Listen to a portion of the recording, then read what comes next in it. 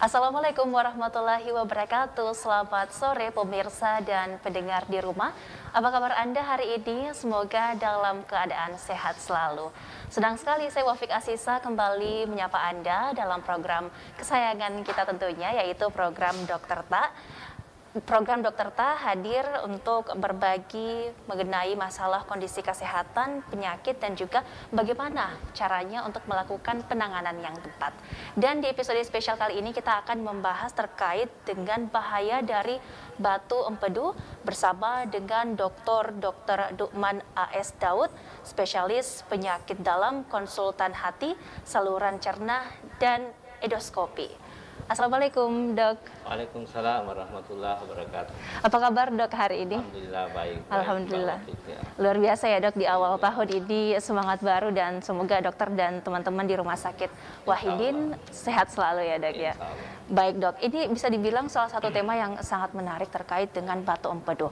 Sebelum membahas terkait dengan batu empedu dok, di awal segmen ini kita ingin mengenal terlebih dahulu mengenai kantong empedu itu apa dok, dan posisinya di dalam tubuh itu seperti apa dok? Ya. Baik Mbak Wafik. Jadi sebenarnya kantong empedu itu normalnya semua orang memiliki kantong empedu. Ya mungkin dari namanya saja bahwa kantong empedu adalah suatu kantong yang berisi cairan empedu. Jadi semua cairan empedu yang diproduksi oleh hati itu sebagian diantaranya akan ditempatkan di reservoir yang disebut dengan kantong. Karena cairan empedu itu yang dihasilkan oleh hati memiliki manfaat sesungguhnya. Ya, memiliki manfaat tentu sebagian besar terkait dengan pencernaan karena akan digunakan di dalam saluran cerna. Nah, kantong empedu sendiri adalah bagian dari suatu sistem saluran biliar yang berhubungan langsung dengan hati. Dan letaknya itu di sebelah kanan. Ya kira-kira kalau kita melihat aspek anatomi, hati di bagian kanan tubuh kita, di bagian atas, itu kantong empedu itu pas di belakangnya. Jadi tapi bukan di dalam hati, tapi bagian dari saluran yang berada di posisi kurang lebih berdekatan dengan hati. Jadi kira-kira tertutup dengan hati. Itu kantong empedu. Jadi normal semua orang punya. Kecuali ada beberapa keadaan memang juga penyakit yang sejak lahir tidak memiliki. Ya tentu itu namanya kelainan-kelainan bawaan ya, tapi normalnya manusia harus memiliki kantong empedu ya. Nah, bisa dibilang kantong empedu ini punya peran yang cukup besar ya dok ya untuk tubuh manusia. Nah, terkait dengan batu empedu dok, batu empedu ini bisa dijelaskan dok terdiri dari apa dok? Ya, jadi kembali lagi bahwa kantong empedu secara anatomi peranannya besar ya. Kira-kira kalau kita melihat organ di tubuh kita, hampir semua organ di tubuh kita sekecil apapun memiliki manfaat. Nah, tetapi pada kondisi tertentu organ itu seperti kantong empedu bisa saja nanti menimbulkan suatu keadaan yang terkait dengan penyakit. Nah, pada kondisi di mana cairan empedu yang diproduksi kemudian sebagian disimpan di reservoirnya kantong empedu, apa tujuannya di situ? Karena pada suatu ketika pencernaan kita membutuhkan banyak dan produksinya tetap tentu konsisten dari hati. Ketika membutuhkan banyak maka reservoirnya tadi itu dibutuhkan, disemprotkan ke saluran cerna di mana dibutuhkan. Nah, pada kondisi tertentu cairan empedu yang terdiri dari kalsium, pigmen, kolesterol ada di situ dan beberapa protein juga ada di situ, ada lecitin, itu bisa mengendap yang dikenal dengan supersaturasi ya, bisa akan menjadi lumpur dan akhirnya nanti mengkristal, dan itu adalah cikal bakal untuk terbentuknya batu. Jadi hampir semua batu sebenarnya di dalam saluran empedu kita, sistem biliari kita itu berasal dari kantong empedu. Tapi ada juga sih terbentuk hanya sekitar 5-10% batu empedu itu terbentuk di saluran. Sebagian besar di dalam terbentuk di kantong. Nanti dari kantong sesuai dengan ukurannya sebagian nanti akan keluar ke saluran. Jadi istilah batu empedu adalah istilah umum, adalah suatu batu yang terbentuk dari pigmen empedu ya kolesterol maupun dengan garam empedu yang terbentuk di kantong empedu maupun di saluran empedu. Nah, klinis batu empedu sehari-hari yang kita lihat adalah di mana saja lokasinya. Salah satu yang kita bicarakan hari ini, batu empedu itu bisa berada di kantong empedu, bisa berada di dalam saluran empedu di hati, bisa juga berada di saluran empedu di luar dari hati. Jadi tidak selamanya berada di dalam kantong Iya, ya? tidak selamanya berada di dalam kantong empedu, tapi umumnya cetakannya ada di sana. Predisposisi untuk pembentukan batu empedunya adanya di kantong empedu. Biasanya dok, untuk ukuran dari batu empedu ini ukurannya seperti apa dok? Betul, jadi ukurannya berbeda-beda, jumlahnya pun berbeda-beda. Sehingga di dalam tata laksananya pun dari aspek ukuran dan jumlah, posisinya berbeda dalam tata laksana. Nah, misalnya ukurannya rata-rata antara 0, sekian, artinya di bawah 1 cm sampai dengan 2 cm lebih. Kalau di dalam kantong itu bisa besar, karena kantong itu bisa besar. Maka ukuran besar ini juga akan mempengaruhi perkembangannya. Bahwa semakin besar batunya di situ, mungkin dia akan tetap di situ. Kalau satu, tapi kalau batunya kecil dan banyak, maka risiko juga nanti akan bergerak meninggalkan tempat dan menimbulkan masalah. Maka orang biasa kenal kolik, sakit perut tiba-tiba karena pergerakan batu empedunya yang berasal dari kantong keluar loncat tapi menyumbat di saluran yang lebih kecil. Nah, makanya tadi bahwa batu empedu ada yang 0, sekian senti, ada sampai 2 senti di situ. Semakin lambat penanganannya tentu Ya. akan membesar dan juga menyebar juga ya. Iya. Jadi kalau kita lihat dari progres pembentukannya kan sebenarnya faktornya banyak, ya, faktornya banyak. Salah satu faktor bahwa seorang yang memiliki, memang secara genetik sebenarnya ada, bahwa orang memiliki genetik juga, background genetik juga memiliki peran untuk memudahkan orang terbentuk batu empedu. Iya, di samping itu lingkungan, ya, gaya hidupnya. Jadi orang yang suka makan lemak, jarang makan serat, jarang aktivitas, berhubungan dengan diabetes, berhubungan dengan perlemakan hati, berhubungan dengan obesitas, penggunaan obat-obat tertentu yang meningkatkan pengambilan kolesterol itu juga bagian dari memiliki resiko pembentukan batu empedu, ya. Atau kasus-kasus keganasan misalnya yang mendapatkan transfusi berulang, salah satu faktor resiko untuk terbentuk batu. Ya, jadi selain faktor resiko tadi dok, Ya. apakah penyakit ini juga akan dominan terhadap gender tertentu atau seperti apa? Iya, kalau kita lihat kasusnya sebenarnya memang makanya perempuan lebih dominan mendapatkan kasus batu empedu dibandingkan laki-laki. Namun angka-angka statistik menunjukkan secara klinis sebenarnya batu empedu itu hampir semua jenis kelamin tidak terlalu berbeda jauh, tapi lebih dominan ke perempuan. Makanya dikenal istilah 4F. Jadi kalau misalnya ada orang perempuan, female, kemudian usianya produktif, 40, kemudian fertil, ya, usia subur, dan fat, gemuk, itu salah satu 4 faktor itu dihubungkan dengan resiko kemungkinan dapat batu empedunya lebih tinggi dibandingkan yang tidak. Nah, pada orang-orang ini memiliki resiko lebih tinggi untuk mendapatkan batu empedu di kemudian hari dibandingkan yang tidak. Ya. Apakah hanya orang perempuan seperti itu saja mendapatkan? Tidak. Karena tadi kita lihat bahwa patomekanisme terbentuknya batu empedu itu bukan hanya faktor itu, faktor lingkungan dan faktor background genetik dan komorbid penyakit yang diderita orang juga berperan terhadap pembentukan batu empedu. Biasanya komorbid seperti apa dok?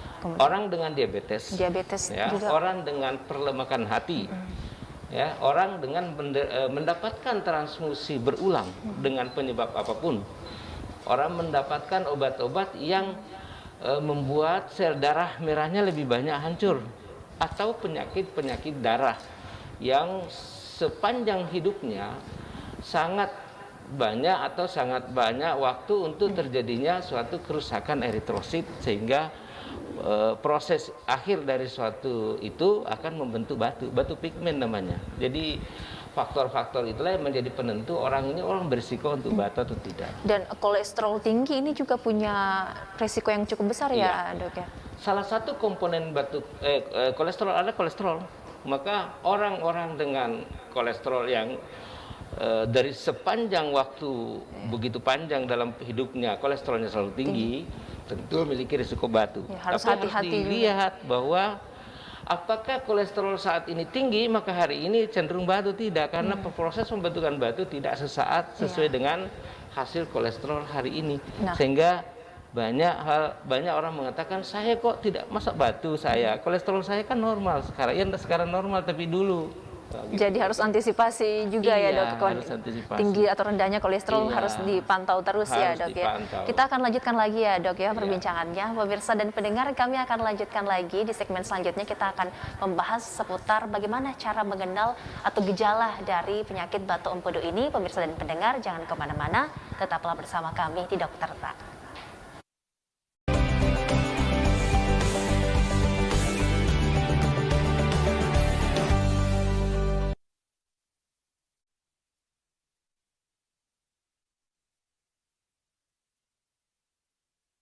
Menyaksikan Dokter Tak, pemirsa dan pendengar, masih bersama dengan Dr. S. Daud, spesialis penyakit dalam, konsultan hati, saluran cerna, dan endoskopi. Baik dok, kita lanjutkan lagi ya dok ya perbincangan di segmen sebelumnya.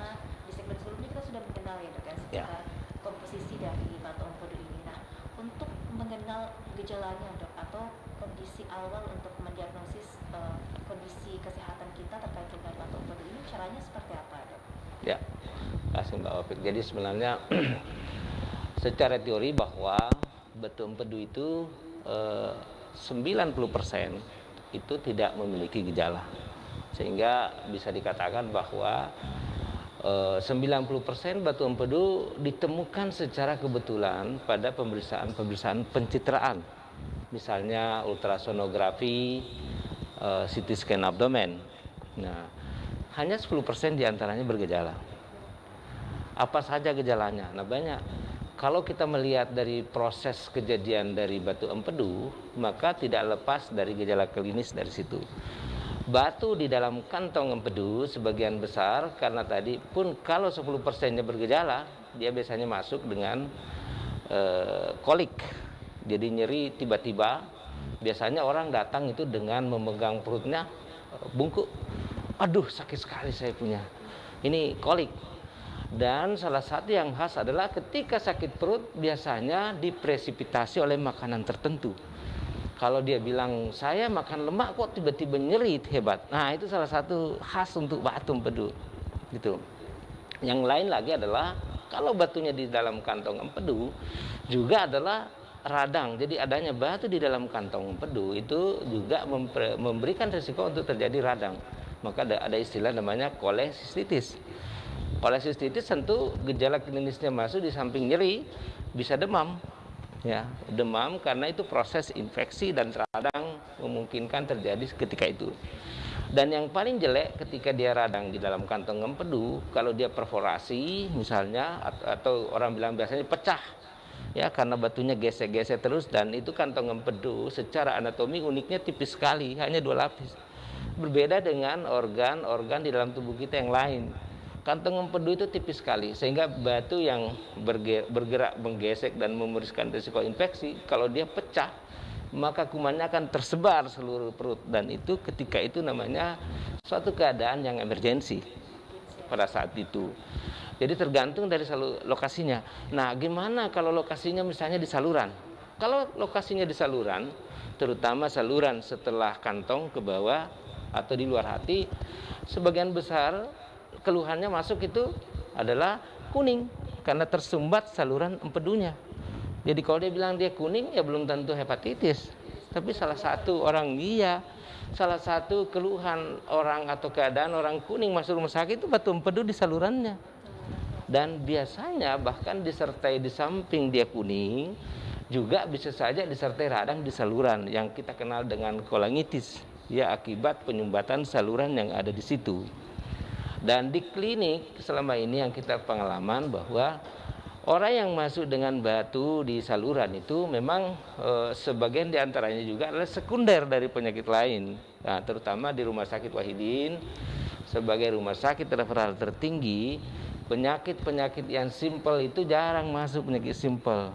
sebagian besar penyakitnya yang masuk di situ adalah penyakit yang ruwet, penyakit yang complicated, sehingga batu empedu pun tidak batu empedu biasa yang masuk ke Wahidin, sehingga iya biasanya dengan penyakit lain ya. Jadi bisa dibilang kalau sudah pasien sudah merasa gejala yang seperti dokter Ya. sebutkan tadi, itu kondisinya sudah sangat Ya. parah ya, Iya. dokter ya. Nah, untuk diagnosis nih dok yang Ya. dilakukan ketika kemudian ada pasien yang memiliki gejala seperti itu, Ya. langkah diagnostik yang dilakukan oleh dokter itu seperti apa? Ya, kalau ada keluhan misalnya kecurigaan batu empedu dimanapun itu, yang pertama yang simple, aman, tidak memberikan invasif sama sekali dan hampir mudah dijangkau adalah USG abdomen, ultrasonografi. Kalau bahasa awamnya bilang komputer perut. Nah, itu jadi tidak memiliki resiko radiasi, mudah didapat pelayanannya, dan pasien tidak merasakan sesuatu ketidaknyamanan. Artinya tingkat toleransi penerimaan untuk penegakan diagnosis batu empedu itu dengan USG itu sangat bagus. Tapi batunya empedu yang berada di dalam saluran empedu juga sebenarnya dengan USG biasa bisa, tapi tidak semudah mendapatkan batu di saluran empedu ketika ada di saluran dan dia adalah dalam kantong. Kalau di kantong mudah sekali USG, tapi di saluran biasanya konfirmasi dengan adanya pelebaran saluran empedu di daerah hati ke atas tapi di bawah sempit. Nah, itu biasanya dugaan ada batu di bawah. Dan ketika itu tentu memberikan terbuka untuk memerlukan pemeriksaan penunjang untuk menegakkan lebih lanjut, mungkin dengan CT scan dan pemeriksaan marker-marker darah yang memperlihatkan bahwa orang ini memang ada sesuatu penyumbatan saluran empedu yang kemungkinan penyebabnya adalah batu. Nah, biasanya nih dok, berapa lama kemudian cairan empedu yang tadinya ini berubah menjadi batu itu hasilnya seperti apa? Waktu secara umum sebenarnya susah dihitung, tetapi sekali lagi bahwa orang-orang yang memiliki kepekatan ya cairan empedu oleh karena kondisi tertentu itu tidak menghitung berapa bulan, berapa lama ya. Tapi makanya umumnya orang-orang yang memiliki resiko hari ini tidak, biasanya bulan depan kok tiba-tiba ada batu. Jadi tidak boleh kaget bahwa saya dulu USG-nya 2 tahun lalu normal saja, kok tidak mungkin ada batu.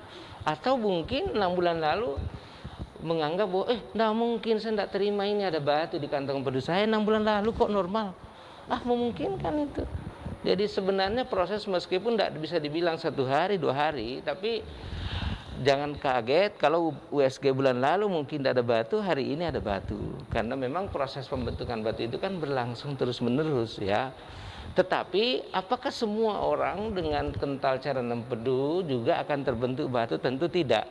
Makanya tadi kalau kita lihat angka-angka kejadiannya itu tidaklah bahwa semua kental, semua orang transfusi, semua orang ada diabetes, semua orang ada perdarahan hati otomatis ada batu. Tidak tentunya.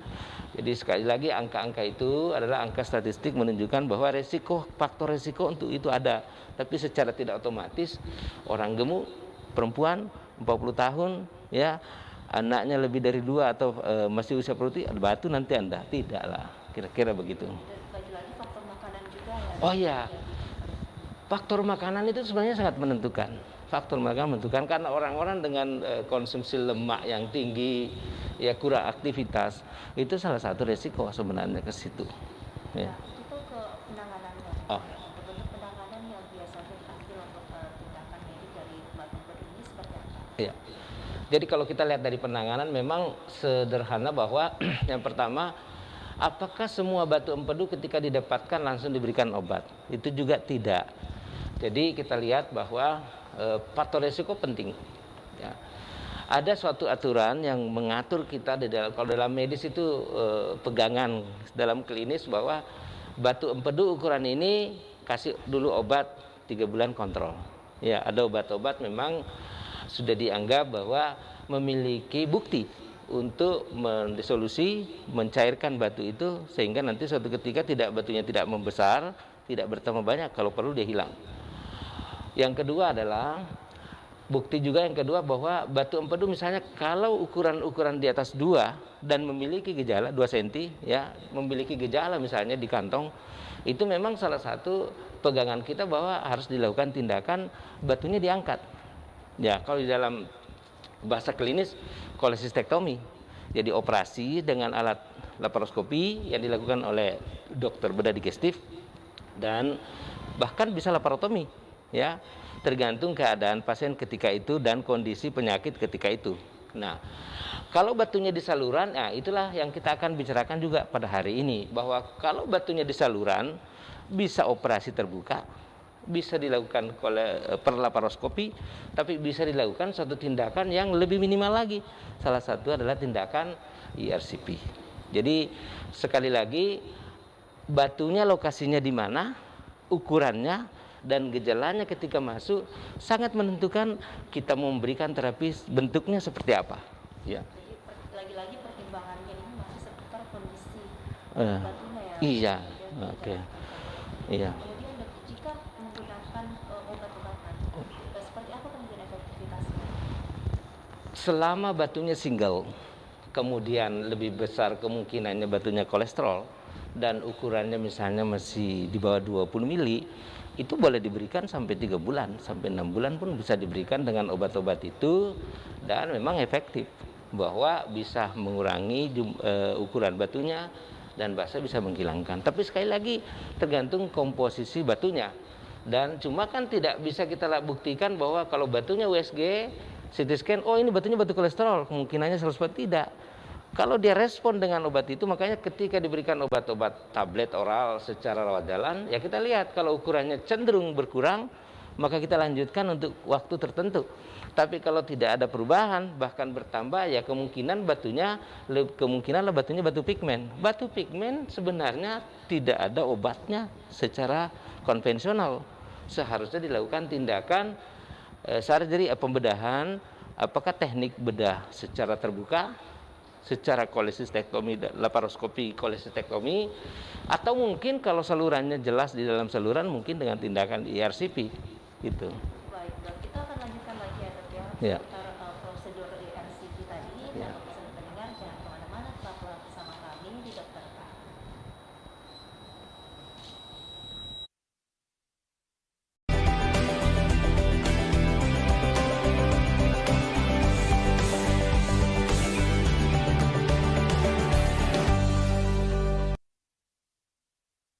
Serta kami lanjutkan pemirsa dan pendengar. Di segmen kali ini kita akan fokus mengenai prosedur dari ERCP, salah satu modalitas dalam penanganan batu empedu.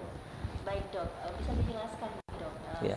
jelaskan kembali dok terkait dengan kondisi ERCP ini biasanya dalam pasien itu dalam kondisi seperti apa dok yang memerlukan penanganan ERCP? Ya. Pertama bahwa ERCP itu adalah suatu prosedur sebenarnya bagian dari suatu endoskopi saluran cerna. Tapi karena perkembangan teknologi, prosedur ini tentu lebih advance dibandingkan dengan endoskopi saluran cerna yang biasa. Di negara-negara maju sebenarnya tindakan ini sudah dikenal bahkan tahun 70-an, 80-an, tapi di negara kita saya kira dalam 10 tahun terakhir. Nah, terkait dengan tindakan ini di Makassar sendiri, kalau tidak salah kita di Makassar tahun 2017 kita mulai melakukan tindakan ERCP ini. Nah, tindakan endoskopi yang bersifat minimal invasif ini sebenarnya kalau kita kaitkan dengan penyakit yang hari ini kita bicarakan, memang hanya batu empedu yang umumnya ada di saluran hati, empedu di hati maupun di saluran empedu yang berasal di luar hati, tapi di luar kantong, Maka kasus dengan batu yang dikenal dengan orang bilang batu saluran empedu. Nah, itu dia tindakan salah satunya adalah yang bisa dilakukan adalah ERCP dulu sebelum ada tindakan minimal invasif ini di negara kita dan termasuk di Makassar. Seluruh prosedur untuk kasus-kasus batu empedu seperti di saluran dan di hati itu adalah operasi terbuka. operasi terbuka. Makanya diberikan istilah bahwa tindakan ERCP itu sebenarnya adalah suatu tindakan minimal invasif. Artinya dia invasif tapi sangat minimal. Karena dengan alat endoskopi, jadi hampir bolehlah kita mengatakan bahwa ini adalah suatu tindakan sebenarnya non operasi.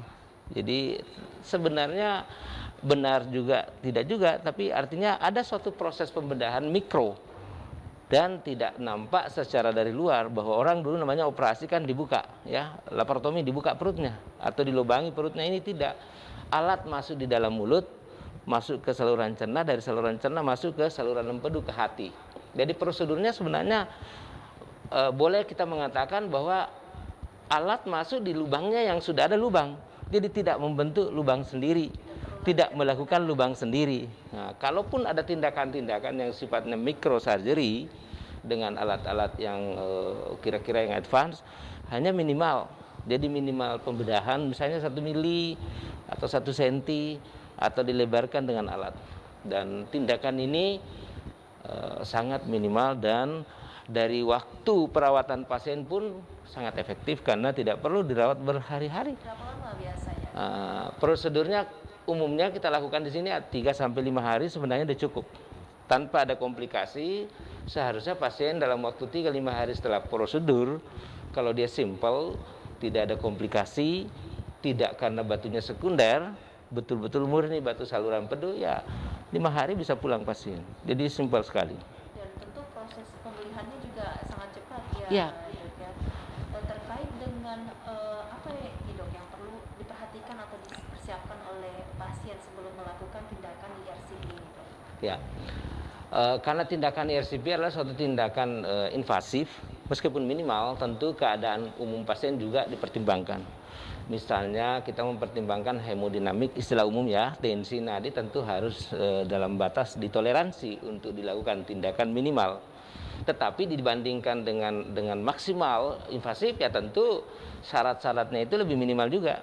Jadi misalnya pasiennya usianya 80 tahun, 90 tahun, ya, pasiennya ada penyakitnya yang tidak bisa menerima suatu intervensi yang begitu berat. Nah, disitulah tempatnya ERCP, bahwa persiapannya tidak seruet dengan persiapan orang melakukan operasi besar, karena juga masa kerjanya kita juga ya bisa 30 menit, bisa 1 jam.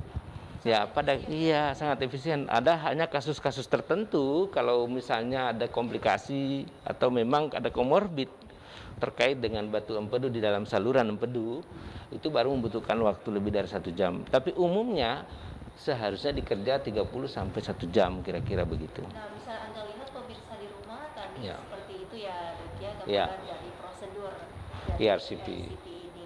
Nah, selain untuk batu empedu, Dok, tindakan ERCP ini apakah bisa juga dilakukan dengan kasus lain atau seperti apa? Ya.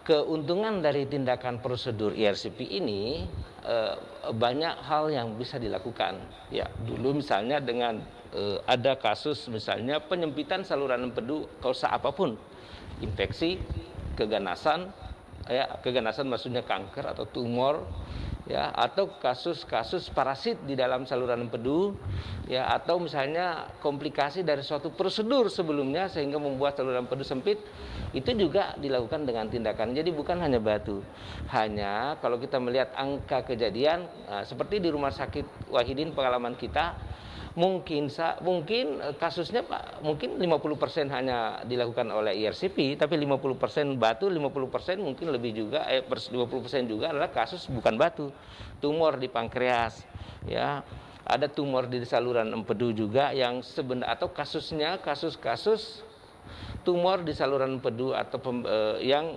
secara toleransi tidak bisa lagi ditoleransi dengan operasi, itu bisa dilakukan dengan ERCP. Atau memang persiapannya dari awal kita bisa melihat bahwa oh ini harusnya ERCP cukup. Dengan tindakannya melebarkan salurannya, memasang alat stent atau pipah di dalam saluran empedunya yang dari saluran cerna masuk ke hati, itu salah satu metode menggunakan alat ini. Jadi alat ini sangat bagus, ya. Hanya memang karena alatnya canggih, ya tentu terkait dengan cost. Artinya begitu, karena tindakan-tindakan canggih, yang namanya canggih dengan alat-alat yang tentu bukan murah, tetapi tentu nilainya juga mahal. Mahal dalam artian relatif ya, artinya selama prosedur itu berlangsung, lama rawatnya singkat, pasien angka perawatannya singkat dan angka tingkat penerimanya rendah, tentu sebenarnya sesungguhnya bukanlah sesuatu hal yang murah, yang mahal, tapi seharusnya murah karena pasien lebih pulang lebih cepat. Dan obat-obat tentu lebih murah, lebih cepat. Juga cepat. Ya, sangat menarik. sangat membantu. Baik dok, saya ingin konfirmasi dok terkait dengan obat empedu ini, apakah juga dia akan mempengaruhi fungsi hati dok? Apakah kalau terjadi komplikasi atau seperti apa? Ya, batu empedu itu tidak lepas dari fungsi hati.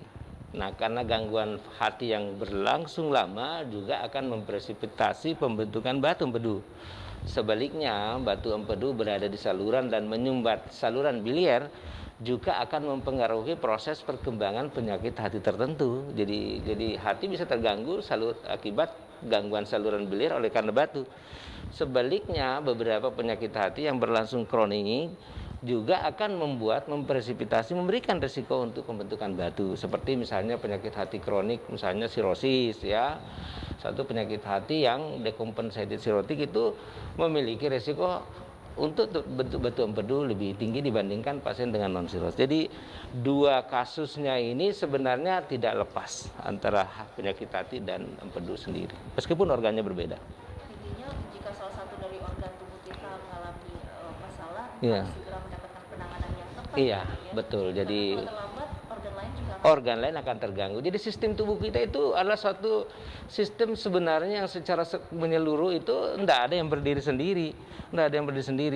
Jadi semua terkait. Yang satunya di sana dengan sistemik itu dia bisa saling mempengaruhi. Apalagi yang berdekatan kantong empedu dengan hati. Ya. Sebelum kita jeda dok, mungkin bisa dijelaskan dok terkait dengan ketika pasien batu empedu ini melakukan perawatan, hal apa saja nih dok yang perlu diperhatikan dan juga tantangan yang harus dihindari itu seperti apa dok? Ya, pasien-pasien dengan pengalaman atau memiliki riwayat batu di empedu, apakah saat ini ada batu di kantong empedunya tapi belum melakukan intervensi, atau memang memiliki resiko tapi belum ada batu empedu, ya sekali lagi diet itu penting. Tapi ingat bahwa bahasa diet itu relatif. Justru orang yang diet menurunkan berat badan tidak proporsional, ya, berpuasa tidak proporsional, ya, itu justru mempresipitasi batu empedu. Nah, orang-orang yang memiliki batu empedu dengan tadi kualifikasinya tentu memeriksakan ke dokter. Dokter memiliki pegangan secara klinis bahwa batu seperti ini cukup makan obat saja. Sekian bulan kita pantau. Kalau begini harusnya dilakukan operasi secara kolesistektomi atau operasi terbuka dengan laparoskopi atau dengan operasi terbuka laparotomi.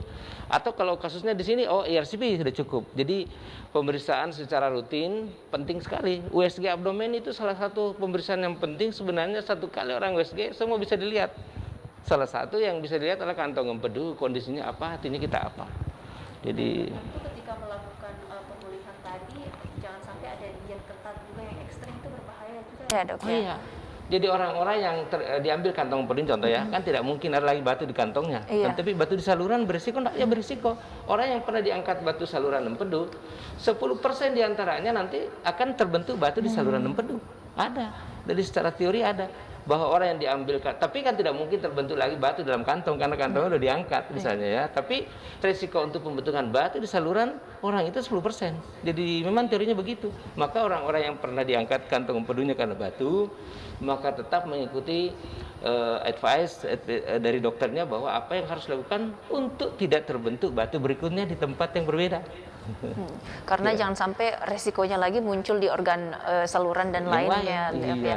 Baik dok, kita akan bahas lagi pemirsa lebih lanjut masih seputar batu empedu. Jangan kemana-mana, tetaplah bersama kami di Dokter Ta.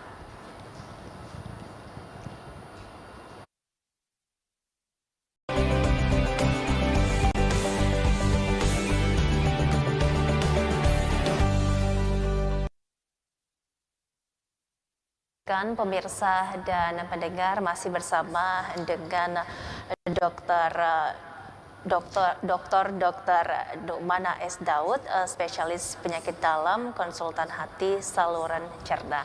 Kita lanjutkan lagi ya dok, ya masih seputar batu empedu.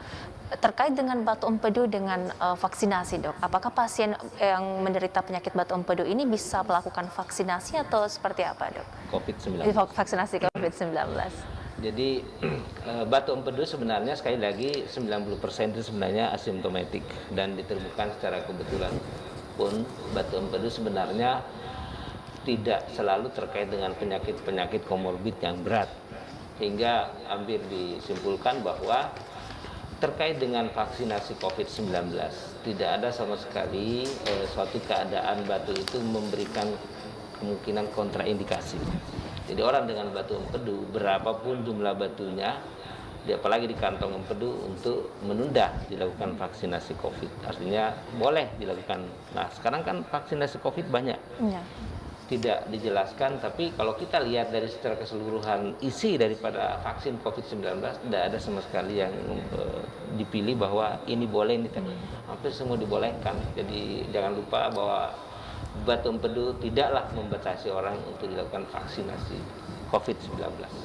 Terkait dengan pasien yang ingin melakukan olahraga, dok, apakah ada olahraga tertentu yang dianjurkan untuk pasien penderita batu empedu ini atau seperti apa, dok? Ya, selama batu empedu asimptomatik dan apalagi misalnya dengan kasus bahwa orang itu resikonya obesitas ada, memang orangnya pemakan, justru dengan kondisi olahraga yang teratur juga akan mengurangi resiko pembentukan batunya lebih banyak dan lebih besar. Pun misalnya setelah dilakukan suatu tindakan, contoh kantong empedunya diangkat atau saluran empedunya dibersihkan batunya, setelah dilakukan tindakan ERCP misalnya, orang ini justru harus makan teratur dengan banyak makan buah sayur, mengurangi lemak dan nasi, dan aktivitas olahraga yang teratur. Justru harus supaya mengurangi resiko, bagian dari mengurangi resiko untuk pembentukan batu empedu. Lagi-lagi gaya hidup dan pola hidup sehat itu sangat menentukan nih, ya dokter. Betul, nah, pesan Anda juga nih dok untuk pemirsa di rumah, untuk anak muda, untuk seluruh kalangan, karena penyakit ini rentan untuk semua usia atau seperti apa, dok? Iya. Rentan untuk semua usia. Semua usia. Pada anak-anak ada, tapi kurang dari 1%, dan itu pun kasus-kasus tertentu. Tapi di usia 18 ke atas. Sampai usia 90 mungkin 100 tahun tetap sama. Ya, pesan Anda dok untuk pemirsa agar terhindar dari penyakit batu empedu ini. Ya, umumnya bahwa batu empedu dikaitkan dengan kegemukan, pola makan yang berlebihan dengan makan karbohidrat, lemak, kurang aktivitas. Maka sebenarnya salah satu tips kita adalah kurangi makan nasi, karbohidrat, ya, kurangi makan yang berlemak, dan lakukan olahraga yang teratur. Ya, hidup yang sehat dalam artian bahwa keseimbangan antara pola makan kita, aktivitas kita, dan aktivitas kerja kita harus seimbang. Dan buah sayur dan vitamin itu penting karena itu akan memperbaiki motilitas saluran cerna kita sehingga risiko untuk pembentukan batu itu sangat minimal. Iya. Terakhir nih dok, closing statement Anda, bagaimana cara mengakses pelayanan ERCP di Rumah Sakit Umum Pusat Dr. Wahidin Sudirohusodo, Kota Makassar? Silakan dok. Ya. Karena pelayanan untuk ERCP ini sebenarnya hanya ada di Wahidin, ya, dan alatnya ada, orangnya ada untuk melakukan, dan itu rumah sakit pemerintah. Dan sampai hari ini dengan layanan BPJS itu memungkinkan selama mengikuti prosedur rujukan dari manapun asalnya pasien itu di kabupaten kota di Sulawesi Selatan, Sulawesi Barat, Sulawesi Tenggara juga begitu. Itu bisa masuk ke Wahidin dengan melakukan rujukan sesuai dengan jaminan layanannya. Karena sekali lagi kita tekankan bahwa dengan layanan BPJS juga memungkinkan untuk dilakukan pelayanan tindakan ERCP. Meskipun tindakan ini sebenarnya canggih dan mahal, tapi pemerintah memberikan peluang untuk itu sehingga masyarakat tidak usah ragu. Jika ada keadaan yang memang memungkinkan untuk dilakukan tindakan itu, dokternya memutuskan untuk dirujuk ke Rumah Sakit Wahidin. Rumah Sakit Wahidin pintunya terbuka lebar, bahwa Rumah Sakit Wahidin adalah rumah besar masyarakat Sulawesi Selatan umumnya dan masyarakat Indonesia secara keseluruhan. Saya kira begitu. Ya, luar biasa Iya. dan tentu fasilitas yang dihadirkan itu sangat mumpuni ya dok ya. Iya, jadi Wahidin sudah menyiapkan fasilitas untuk itu dan tenaga SDM-nya juga ada, sehingga jangan ragu untuk tindakan itu jika dibutuhkan selama mengikuti prosedur yang sudah ditetapkan. Rumah Sakit Wahidin siap memberikan pelayanan untuk itu. Luar biasa. Terima kasih banyak, Makasih banyak, Mbak. dokter Terima kasih. sudah berbagi informasi penting Iya. dan berharga untuk kami. Kasih. Terima kasih juga untuk Kasih. pemirsa dan pendengar di rumah sudah menyaksikan Dokter Ta. Saya Wafik Asisa mewakili seluruh kerabat kerja yang bertugas pamit. Terima kasih. Sampai jumpa.